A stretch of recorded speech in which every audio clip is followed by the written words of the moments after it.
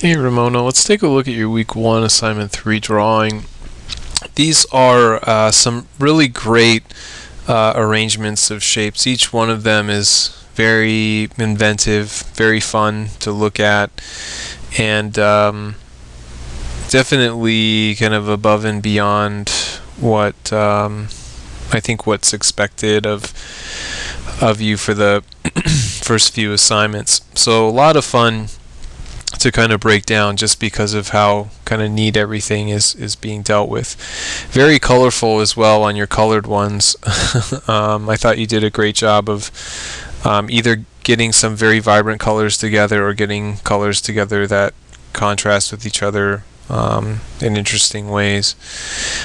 In terms of, the kind of the things we were looking for in this assignment, I'm seeing for the most part what I would want to see.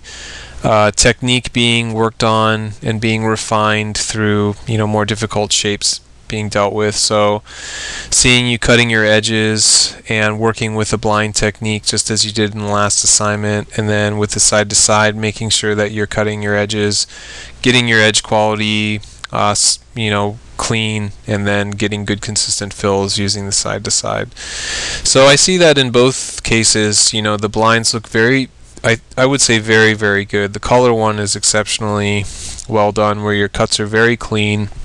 You're dealing with a lot of circles, which are very difficult shapes to navigate, and your blind is very consistent. You're doing a great job of minimizing heavy overlaps as well as kind of the white gaps. I think maybe the gray one was a little bit looser, but only because you have such a large area to cover. I feel like you're doing a great job of navigating kind of these medium spaces, and when you get to these really large ones, obviously it's going to become more difficult to sustain a complete stroke across an entire length of paper. I think if you have a straight edge, it makes things a lot easier for these really, really long strokes. But I think that you're doing a great job, and the color one is mostly all kind of medium shapes. You're doing a great job of dealing with these small spaces and these medium spaces. So I think that aspect of it is perfectly, I think, understandable. And so even when there are just kind of a few areas where it starts to break down and get a little bit messy, I definitely can put it into the context of what's being done here. The side to side, I think, are also very good, although I do think there's some edge stuff where it doesn't feel like the darker gray is making it all the way up to the edge of the shape, and so we have this slight kind of halo occurring of a lighter value around the shape. And then in the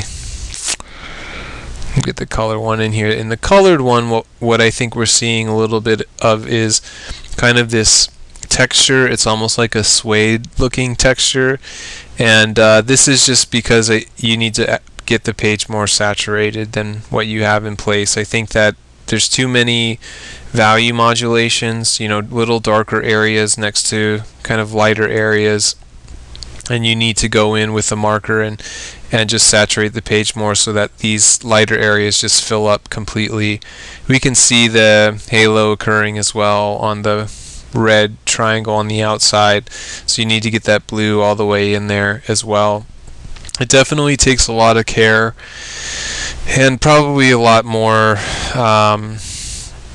patience than it's actually worth, but especially when you start dealing with representational shapes, you don't want to have kind of this weird light halo around everything. So it's just something to practice and to keep an eye on, as well as trying to get a little bit more marker into the page to get rid of some of these lighter spots that are occurring.